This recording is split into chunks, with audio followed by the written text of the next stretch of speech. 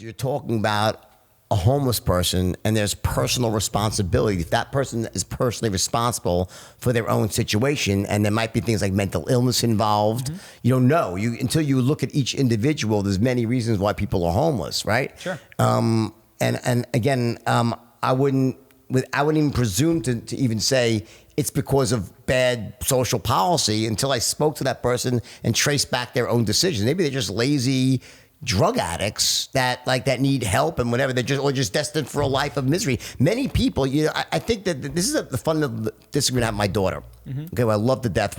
She's very liberal, and I'm far more conservative, fiscally. I'm liberal. Socially, I'm obviously I'm very liberal socially because how can I not be, right? Yeah. But fiscally, I'm very conservative, right? I believe in less government. I believe in not. It needs to have some social safety net, but too much is no good. But here's the point, okay? With my daughter, she fundamentally believes that the quickest, most effective way to lift people out of poverty is through more socialistic and give handouts and free this, free that. She believes that will work and elevate people. I believe that's a disaster. I believe that the quickest, most efficient way to elevate large people out of poverty is through capitalism and the free markets, right? So, and we both love human beings. We're both great people. And the reason why we can get along so well and have different political viewpoints is because we both want the same thing. We want people to be okay and people to be better. We don't want people hungry. I don't want to see people hungry on the street or homeless. I just fundamentally disagree that any policy that leans that way will help. I think it'll make it worse. That's my point. Well, I think what Charlie's saying, correct me if I'm wrong, is before you do policy, you try to figure out, what is it? Is it laziness? Is it who knows with these people? Everyone's different. So my only thought is, in the same way that if I, at the exact age that you went to Stratton, was dropped off with your parents and your childhood into that situation, it would have been the Wolf of Wall Street, There you go. And if I took a homeless person and you dropped me with their brain, their chemical makeup into their household, however loving or abusive it was, I'd be on the street. So in that sense, now we can make policy saying it's not that this homeless person is bad for being homeless. It's that their circumstances, which is the brain they were born with, plus the childhood they had, plus the adulthood they had, and the friends they had along the way, has landed them here. Now, what is the policy? Is it socialism? Is it capitalism? That part, I think we can figure out after we agree. That would be all of us if we had their brain and their upbringing. You know what I mean? Because they would... That's just the definition of how they ended up there. And so now you don't look down on them. You don't think they're less than. You just go, okay, well, this person's circumstances led them here. My circumstances were lucky enough to land me in this podcast studio talking to you. What do we want the world to look like? What do we want this guy to do about society? The question is it my responsibility to make sure that guy's okay? I mean, on one point, I don't know that person. I have nothing to do with that. I'm not obligated. For all I know, they could be a terrible human being. Sure. For all I know, they could be a wonderful human being. Sure. The point is that when you're dealing with large societies like the United States, where there's just many, many people, you have to have some sort of policies in general. Like you're trying, like China. How did China? Hats off. How did they elevate so many people out of poverty? Through communism? No. Through heartless capitalism and the pursuit of wealth. They were able to take... Well, it was very planned, right? So it's kind of a socialistic, communistic, top-down. And what they have, And by the way, I'm not a communist or anything. No, I know. I'm sure you're not. But what I'm saying is, what China has, what's so effective, is pure, unbridled capitalism with no freedom of speech and no civil rights. Yeah, so you can just make money. It's just literally, you can pollute the environment. You can break any cop. It's just with money. That's how they did it. Okay. And that's how they elevated so many people. And if they need power, they want to build them.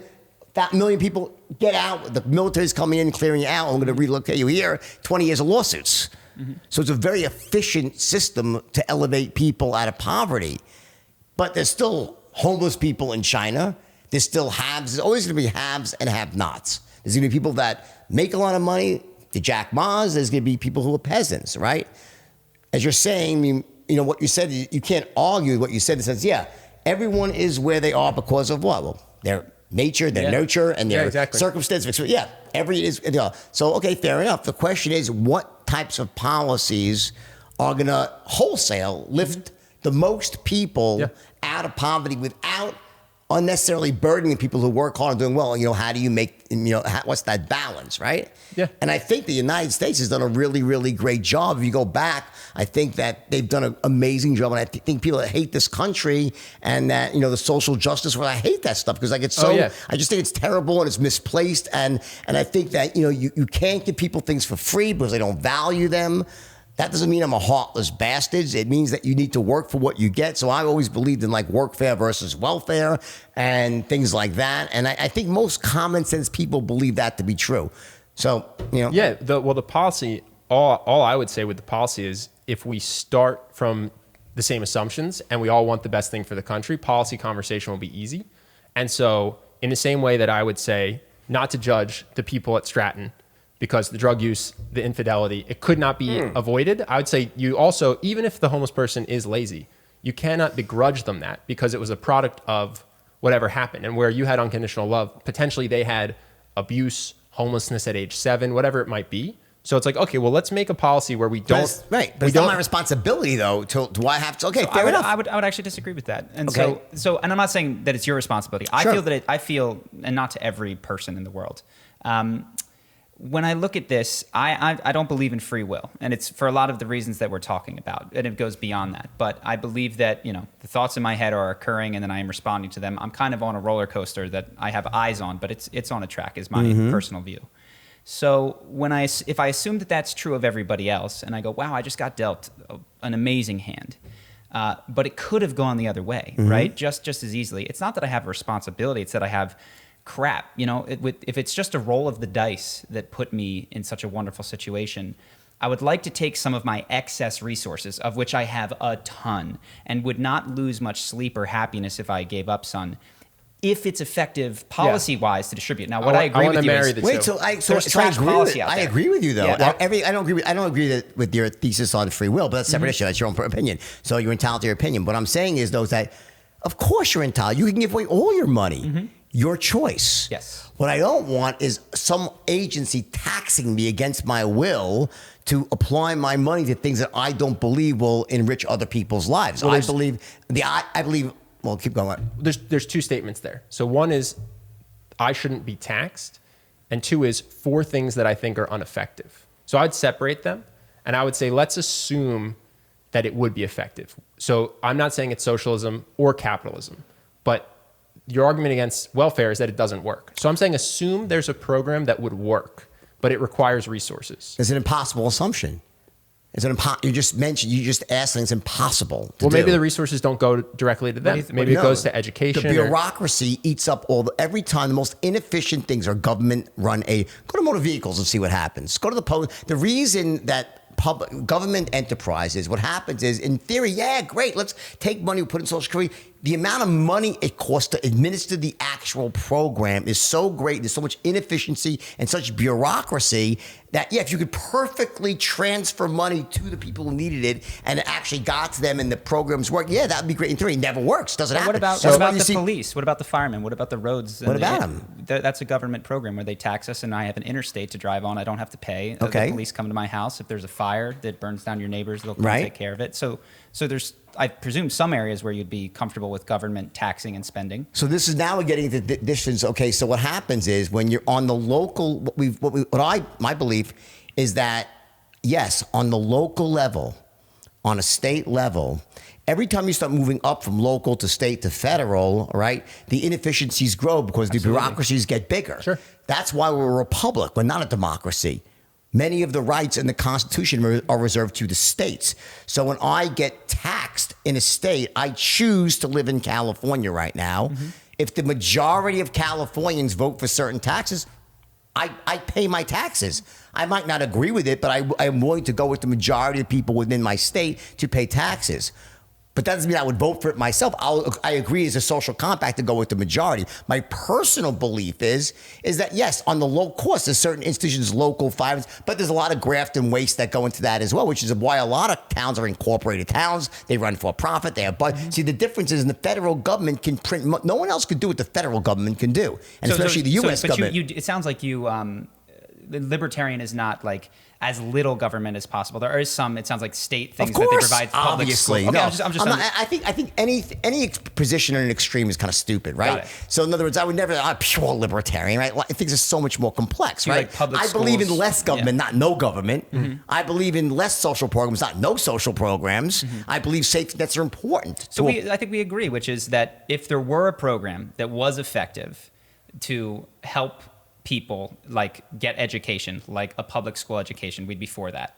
I would extend that if there was a program that would help with homelessness, that would help get people off of drugs. Now, it would just be... We could put it in fantasy land. Like, that's the problem. It's like it doesn't exist. Public schools, I don't know, 1,000 years ago, that was fantasy land. An interstate highway was fantasy land. That DARPA would invent the internet was fantasy land. So what I see is as humans march forward, more coordination is required, and unfortunately, bureaucracy occurs both in corporations and in governments, and that there's waste when you have that inefficient level of bureaucracy.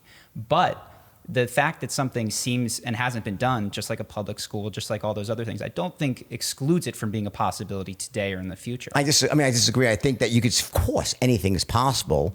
But I think that those who don't study history are doomed to repeat it and make the same mistakes. And if you go back in history, you look at certain things that are happening. Anytime, let's go look at what really happens when you try socialist programs. Let's go to Venezuela. Let's go to. We have socialist programs. This is what I'm saying. No, we don't. We're not socialist. We have programs. We have social programs. We're not a socialist country.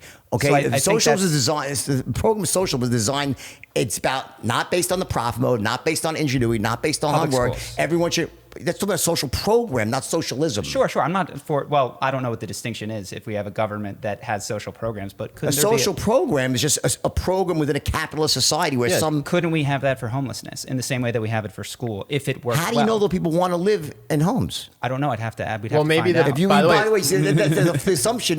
Jordan, maybe the program wouldn't be to give them a home.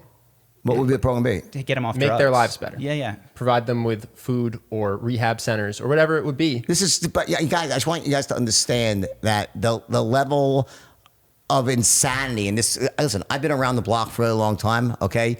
You can't help people who don't want to be helped. We have mandatory schools. There are programs. If you don't go to school, if you don't go to elementary school, you're a truant. Yeah, because you're under the age of consent. There's also a constitution. People have rights. They're 18 years old. There's underage homeless people. Well, would you be for a program for underage homeless people because you're under the age of consent? Theoretically, if you wanted to go track down, so how are you going to track down all these kids who don't want to be found? They do it with public schools. Not well. So everyone they track down, how many? I actually think we agree. Anyone that tracks down, how many could be untracked? It sounds like everything. The point I'm making you're is open that to social programs, is what I'm hearing. Well, of course, but the point I'm making is that social programs, as they grow larger and they go to the federal level, they get mismanaged more deeply. I agree. What happens is, the reason they're not as poorly managed on local levels is because local governments have to have budgets. Mm-hmm. The government doesn't. They just print more money and print more money. And one day, who's going to pay the 18 trillion, 20 trillion, whatever it is, $9 trillion? There's hell to pay. We keep kicking the can down the road, so you can't do all this stuff in a vacuum. Mm-hmm. If I thought there was a way that you could eliminate homelessness and get everyone off, great. And you would contribute financially to it. Of course, if I thought it would work. Okay. We're on the same page. Of course. We're on the same page. But I've been on this earth now for 58 years, and everything I've seen around the world and here, it just shows that as things start to go up into the government, they're just so horrifically mismanaged. That it just makes the best of intentions end up getting corrupted by the people and the institutions that are supposed to administer the program. That's my take. I think we can probably agree this. Would you be open to a local program, say like the Santa Monica City? Absolutely. Got it. Okay, so what you're against is not necessarily the socialness of the programs, but the elevated level of like this federal government who can print money, essentially dictating how things are going to work for 350 million and also people. the lack of transparency. These big companies on the local level, there's more accountability. I mean, you can't have all the graft that happens. I mean, there's so much graft in the government and all this stuff. It's just terrible. And I think it's really sad because if you actually could, like, what I love is, listen, you know what? My eyes were open when I was asked to train a company to the salesmen that had to raise money for charity. And as I examined the whole thing, I realized that the whole thing was they were raising money to charity, and 95% of the money went to the owners of the company and 5% went to the charity, if that. You know how many charities out there are literally just organized to separate people from their money, and the money does not go to the play 90% of the time. I don't want to, it's probably even more than that. But the point is, of course, when all those pure organizations where all the money goes towards such great stuff. And I give to charity. I'm a very generous person. I have a big problem with these, federal programs that end up just getting so screwed up. And I believe that the Constitution was written the way it was written and reserved a lot of these rights for the states. I think it's handled much better on a local and state level. I'm into that. I agree 100%. I'm for local initiatives as well. Hope that you guys enjoyed that clip. If you want to see more like this and have us do more podcasts, we are 100% funded by our generous patrons. And if you'd like to contribute, there's a link in the description, and we'll have one pop up on the screen right here so that we can do more podcasts where we have fun conversations and hopefully some deep ones like this. Either way, hope that you enjoyed the video, and I will see you in the next one.